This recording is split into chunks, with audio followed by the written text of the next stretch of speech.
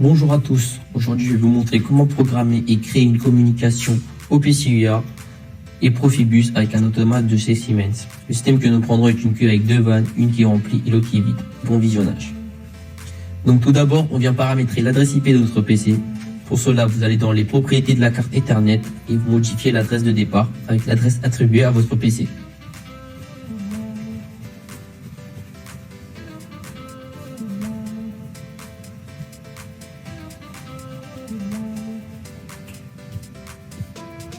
Une fois avoir fait cela, vous lancez l'invite de commande et vous écrivez ipconfig. Cela permet de vérifier votre adresse attribuée à votre PC. Donc ici, ça sera le 174. Puis vous faites un ping sur l'adresse IP de l'automate et de l'interface Home Machine.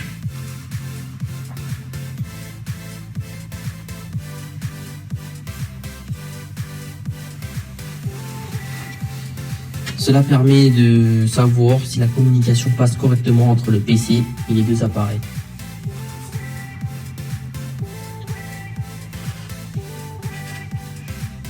Puis vous lancez TIA.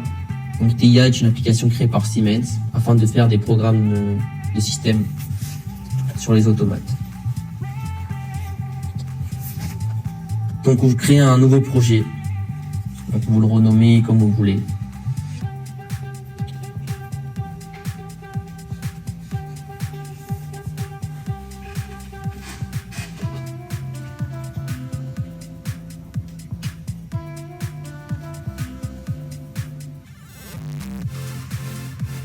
Et vous allez venir configurer le device, donc notre automate et l'IHM. Donc l'automate, c'est un S7200, donc vous prendrez le même que sur la vidéo, avec la bonne version, donc la version 4.5.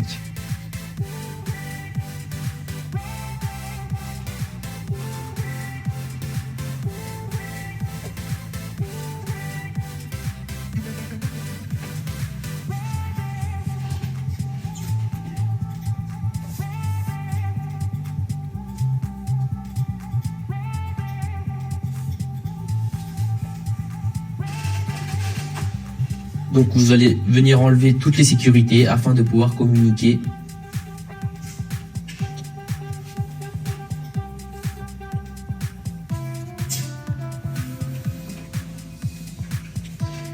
Ensuite, on vient ajouter le module Profibus. Attention, il y a le Profibus esclave et le Profibus master. Donc, il faut bien choisir le Profibus DP master.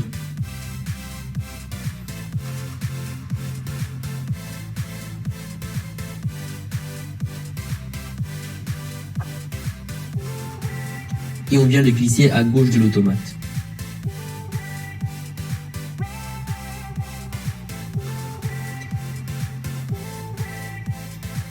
Puis vous allez venir configurer les deux adresses. Donc pour l'automate, ça sera le 116.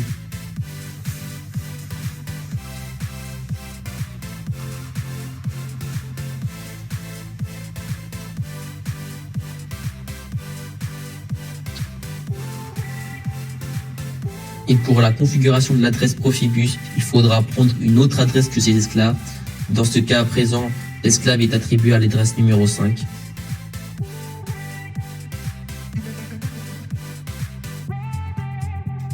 Puis on rajoute notre esclave et on le connecte au module Profibus DP Master.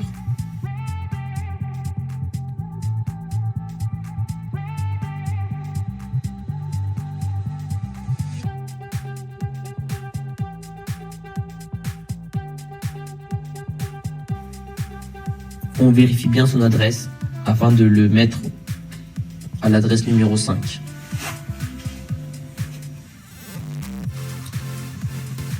Une fois avoir fait cela, on va venir ajouter notre IHM et vous prendrez le même que sur la vidéo avec la bonne version en 15.1.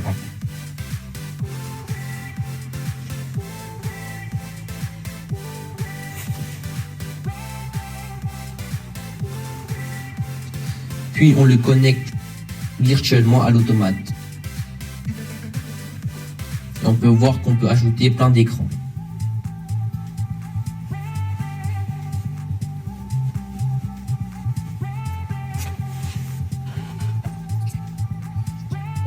avant d'attaquer le code, il faudra déclarer ces variables avec le bon type de données.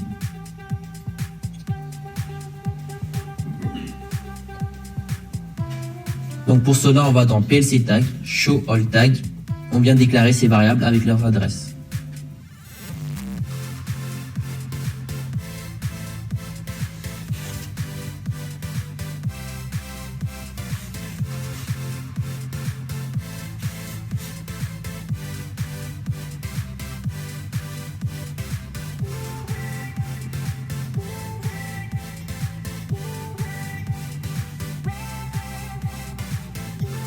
Donc les vannes 1 et 2 correspondent aux interrupteurs physiques de la maquette et les vannes VV1 et VV2 correspondent aux interrupteurs virtuels de l'IHM.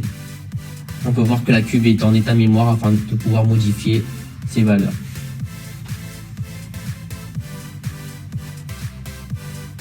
Après avoir ajouté les variables, nous allons créer un nouveau programme. Donc vous pouvez le renommer comme vous voulez.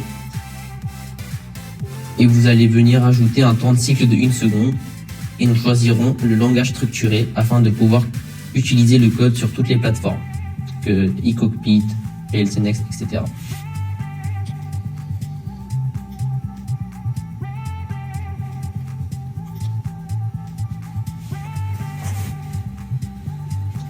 Donc voici le code que j'ai fait copier-coller. Et vous pouvez voir qu'on a des lignes rouges, c'est tout à fait normal car on n'a pas encore déclaré les variables OPCUA. Pour cela, nous allons dans les propriétés de l'automate et on va venir activer l'OPCUA serveur.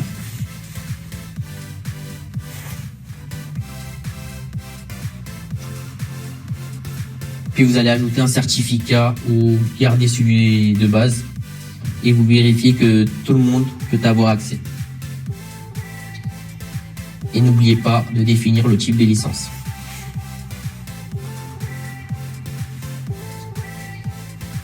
Pour l'ajout des variables OPCUA, vous allez dans OPCUA communication, serveur interface et vous allez venir créer un nouveau serveur que vous renommez comme vous voulez. Et on ajoutera les variables que vous souhaitez récupérer plus tard pour la supervision.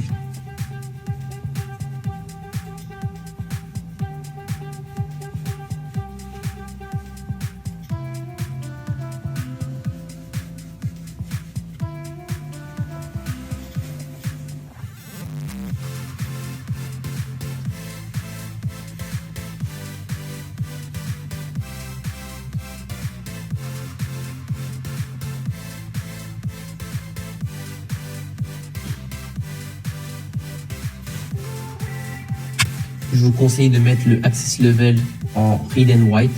Cela permet de pouvoir lire la valeur de la variable et de la pouvoir modifier.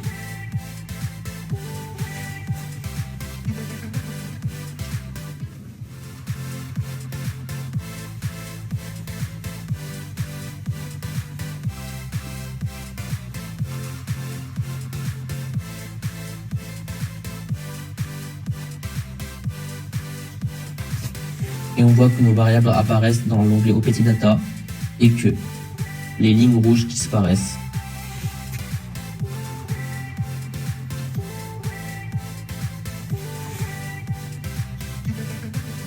Ensuite, nous allons venir créer notre IHM. Donc pour cela, vous allez dans l'onglet IHM, dans les screens, et vous choisissez un des screens. Et vous allez venir ajouter les objets correspondant au système. Donc un bar graph et des vannes, donc des boutons.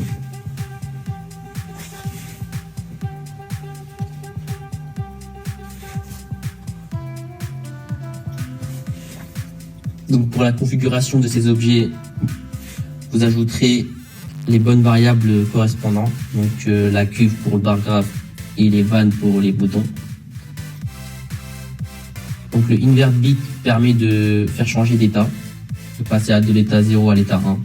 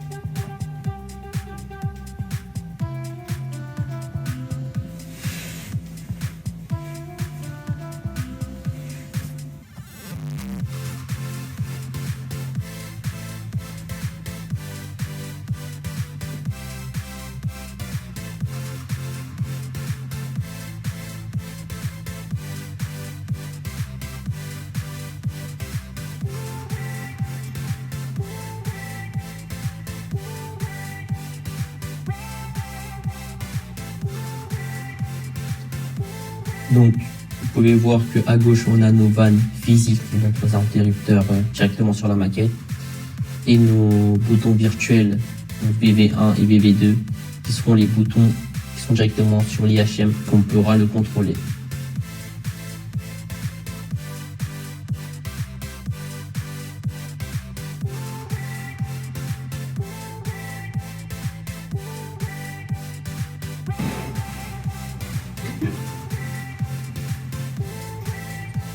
On peut aussi ajouter des apparences, donc des animations. Donc, comme changer la couleur d'un état. Donc, à l'état 0, on mettra du rouge. Et à l'état 1, on mettra du vert.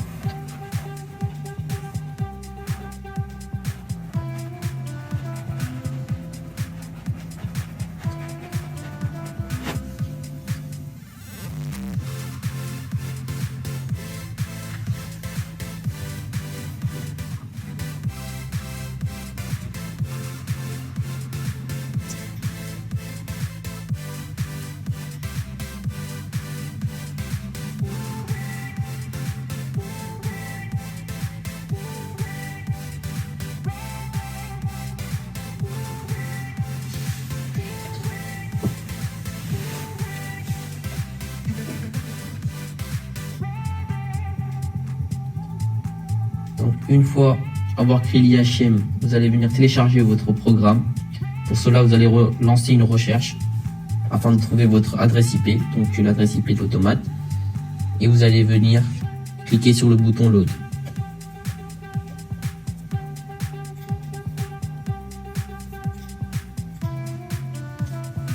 Et vous accepterez tout ce qu'il demande.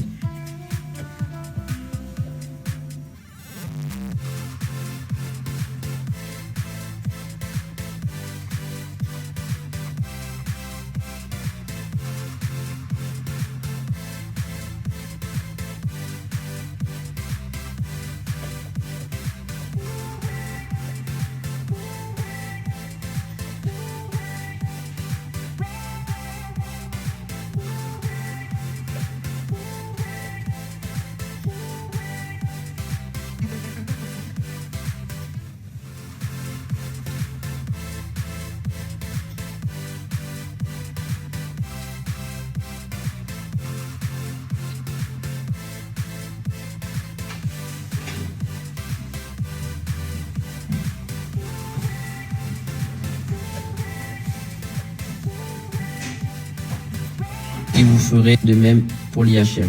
Juste pour information, vous devrez configurer l'adresse IP de l'IHM dans l'onglet Network and Device comme pour l'automate.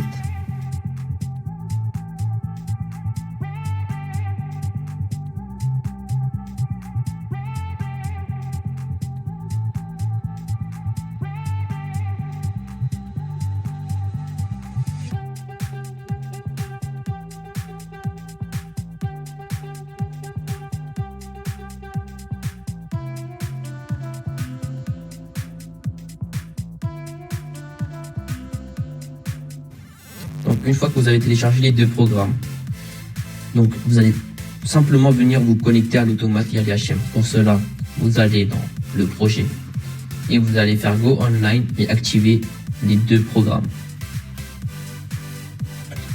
Et vous êtes connecté. Et vous le savez lorsque vous aurez des carrés verts et ronds sur la gauche.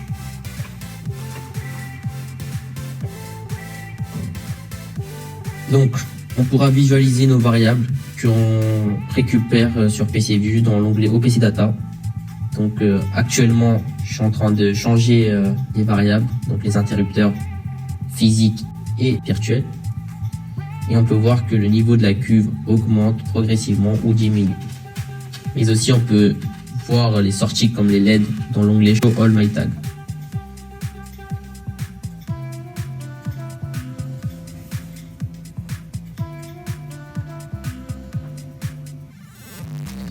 Pour la partie TIA, on en a fini. Donc, attaquons la partie supervision sur PCView 16. Donc, c'est une application qui intègre le protocole OPCUA. Donc tout d'abord, nous allons créer une nouvelle page. Vous la renommez comme vous voulez. Et puis, nous allons configurer le protocole OPCUA.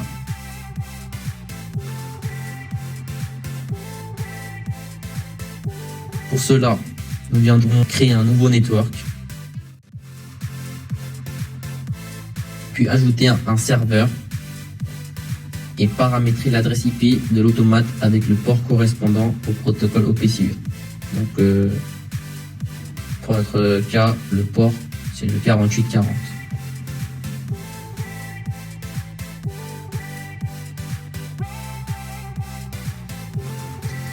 Et surtout, on n'ajoute pas de sécurité. Et vous voyez bien qu'on est bien connecté au serveur. Puis, on vient créer nos variables au bon emplacement. Donc, où on a créé notre serveur. Donc, OPCUA, network et serveur. Tout d'abord, on va créer la cuve. Donc, la cuve a une valeur de 0 à 100.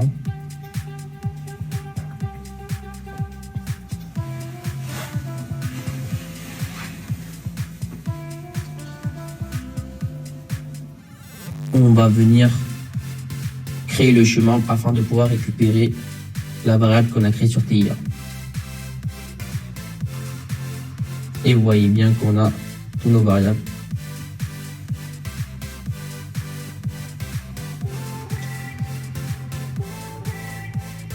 Et vous faites de même pour tous les variables, que ce soit la vanne, physique ou virtuelle.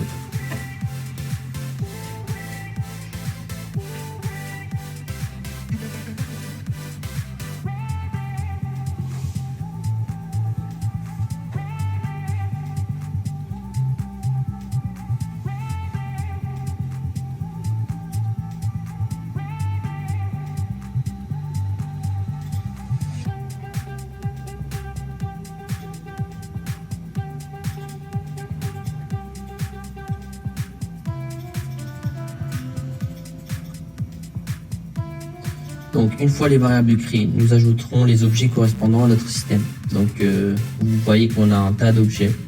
Donc, on va venir prendre une cuve.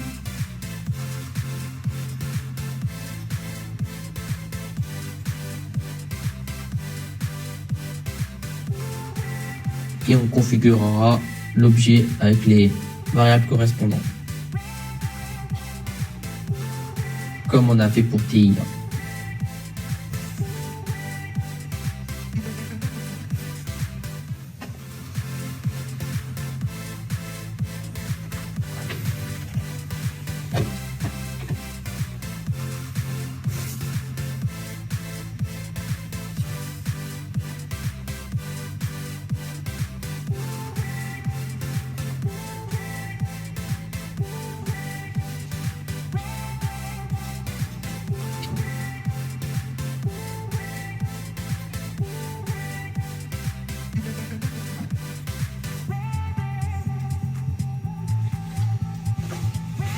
Et n'oubliez pas de regrouper vos objets afin d'avoir une meilleure structure.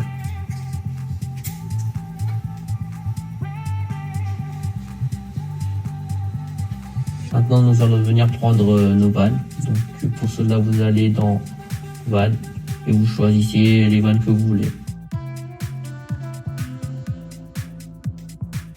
Pour ma part, on va prendre celui-ci.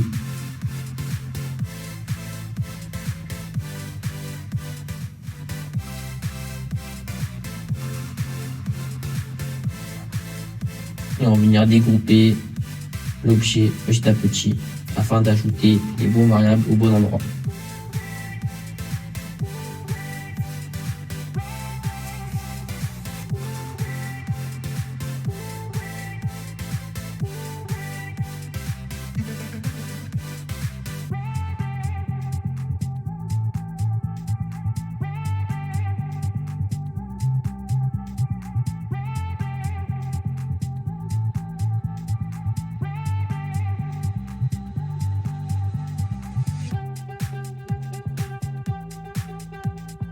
Donc n'oubliez pas de montrer ou cacher votre état.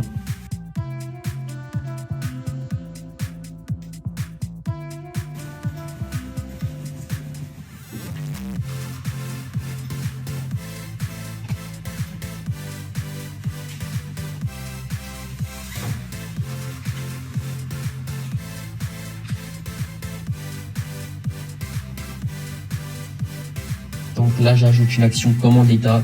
Donc cela permet de pouvoir contrôler notre supervision ou notre IHM à distance.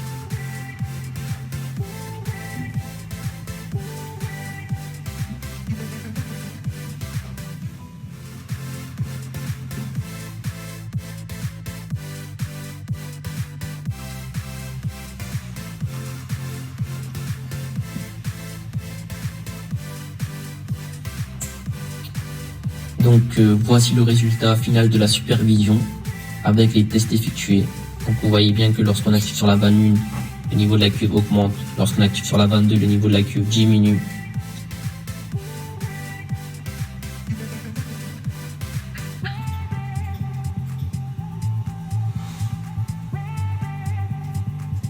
Donc voici la maquette utilisée pour notre système avec l'automate à gauche et l'IHM à droite où on effectue des tests. Lorsqu'on active les interrupteurs, on voit que la vanne 1 et 2 réagit correctement et le niveau de la cuve augmente comme on a vu sur TIA. Mais aussi on peut contrôler la cuve à partir de l'écran de l'IHM. On vient appuyer directement sur les boutons virtuels. On visualise le niveau de la cuve grâce au LED qui s'allume et s'éteint progressivement.